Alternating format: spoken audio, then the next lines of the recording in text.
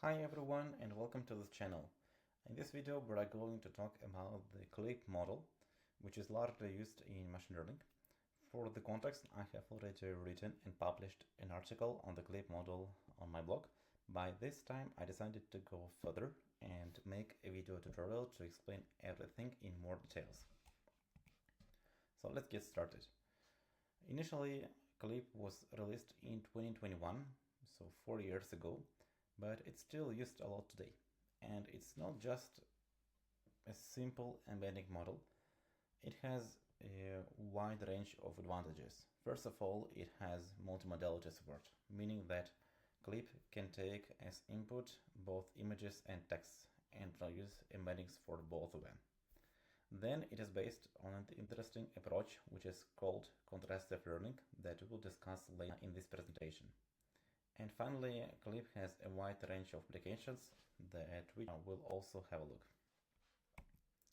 Now, speaking of contrastive learning, it is a self-supervised learning method whose objective consists of teaching an embedding model to produce embeddings such that similar samples are brought closer in the space and dissimilar ones are pushed further away. Let's have a look at this example. Here we have three objects on the left, 1, 2, and 3. Objects 1 and 2 belong to the same class, meanwhile object 3 belongs to a different class. So we use our embedding model to produce 3 embeddings. And we want the embedding model to produce embeddings in a way that objects 1 and 2 are brought closer to each other. Meanwhile, objects of different classes, in our case, these are the pairs between objects 1 and 3 and 2 and 3. So we want these pairs to be pushed further away from each other. That's the behavior. This the behavior we want from our embedding model. And then we compute similarities between all the pairwise objects here.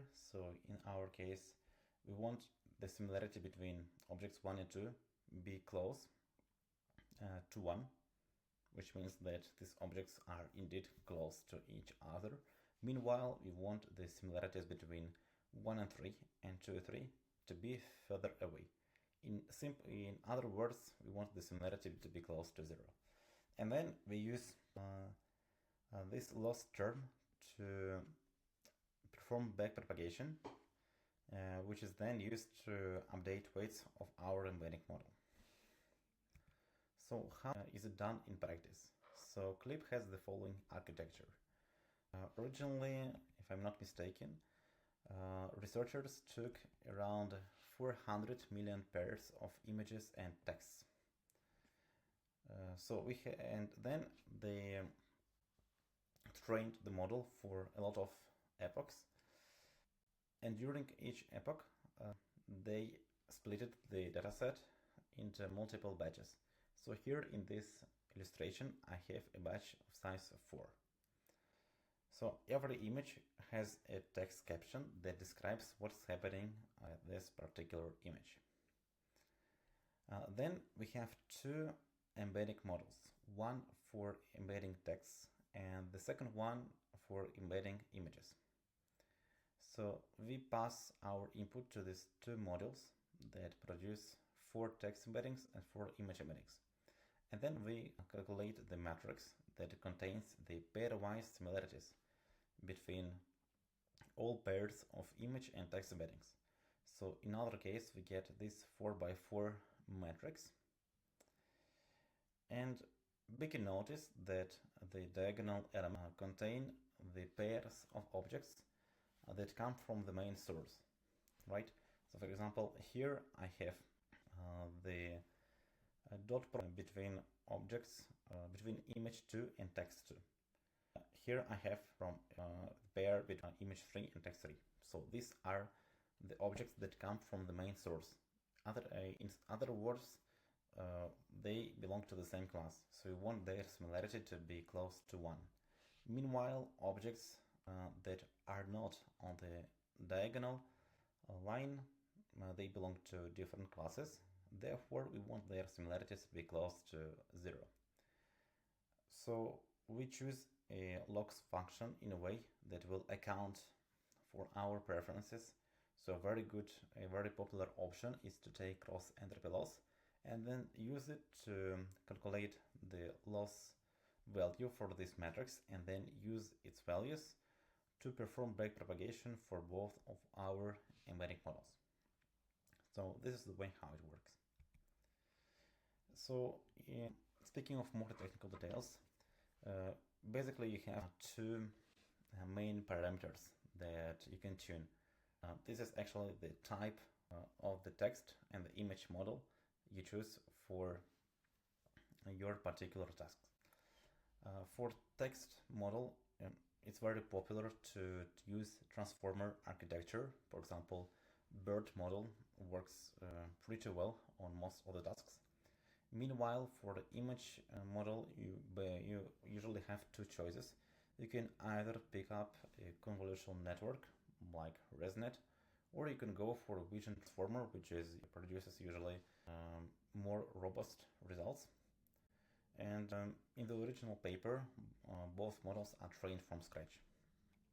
But you can, of course, fine-tune your model on a downstream tasks if you want them to make more specialized. So this slide is about advantages. So first of all, Clip can be used for various tasks, not just for embedding generation, right? For example, you can use Clip to compute embeddings in the first place, then build a vector store that you will then use in your retrieval augmented generation pipeline.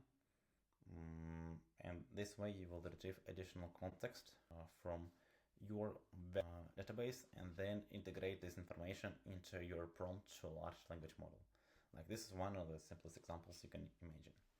And then what's interesting is that you can perform zero-shot tasks with Clip, and its performance will be comparable with supervised baselines like ResNet. We will see examples in the next slides. And then finally, computational efficiency. So many computations can be run in parallel, but I think it's pretty obvious to notice that when we split everything on multiple batches, we can run batches independently, right? On multiple instances and then just combine the results. So I have already talked about the possible applications with embeddings, with image text search, with RAG pipelines, and also we're going to talk about the image classification. So here is a good example.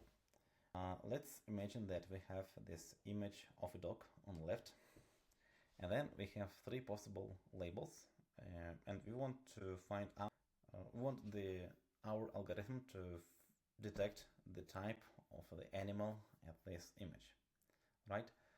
So imagine that we have three possible classes: mouse, dog, and a cat. And what we do is that we just basically use the trained Clip model to produce three similarities for each other. So basically we computed the dot product between this image embedding and between these text embeddings. We get three similarities, and then we pick up the similarity that has the highest value, and in this case we have 0.93 for a photo of a dog, and this way we say that this image is a dog, right? And you can also ask here why I write here a photo of a mouse, a photo of a dog, a photo of a cat, and not just mouse, dog, cat. I do this because studies has shown that it's better to embed every tag class name using the following prompt structure: a photo of. That's actually an interesting observation. I could have possibly put just the names of animals, but it would probably produce slightly worse results. So I think that for a particular problem, you should try with the prompt structures and see what works best for you. But in most of the cases, a photo of, and then if you put the image class name, it works pretty well in most of the settings. And then also Clip can be used in optical character recognition tasks, where you have a similar setting. You have a photo that you would like to classify into multiple categories. So let's imagine that you have a photo of a road sign in this case I wrote sign with a stop text on it. I do the same.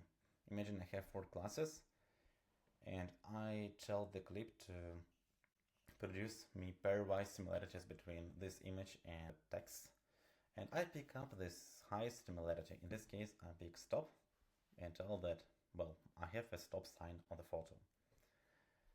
But as results have shown, it works much better for small words, or even better in case of simple recognition tasks. So while this example can work pretty well, clip might not be able to generalize well for OCR tasks. And also another interesting example is that, as I told you, clip works much better for small words or even symbols, but if you give it as input the famous MNIST dataset that contains the handwritten digits from 0 to 9, a clip will only achieve 88% of accuracy on these recognition tasks, while other simple models can easily go up to 99%. That's very interesting observation, and it also depends on the fact if clip was trained on this data or not. So the performance can vary, and actually for OCR tasks clip might not be the best choice. So you have to put a lot of attention here, and I recommend you not to use clip for this kind of tasks. And here finally I have a code example showing how to use clip. So in most of the cases you will just import the clip library that you can easily install with the standard Python package manager. You load the model. Here I pass the vision transformer model. I could have obviously passed another model, then I specify the device, and then also clip returns not only the model but also a function that is used to normalize images. Then I pass the image here, I pass the text that I then tokenize, and then here I have 2 use cases. So I can either use methods for image or text embedding. In this case I would use encode image or encode text. So as I told you before, I could then integrate these results into my RAG pipeline or similarity search pipeline, or in this case I also use the model object and I pass image and text, and then I use the softmax function to produce the probabilities that every of these texts corresponds to the image. So here I receive this vector of probabilities. So you can see that the image that I downloaded here corresponds to the class diagram. And finally here I give the links to the resources of the original clip repository containing very good explanations. And here I also leave the links to the articles that I published on towards data science and on my Medium blog. I hope that this video gave you a much better introduction to the clip model, and thank you a lot for your attention. Have a nice day and goodbye.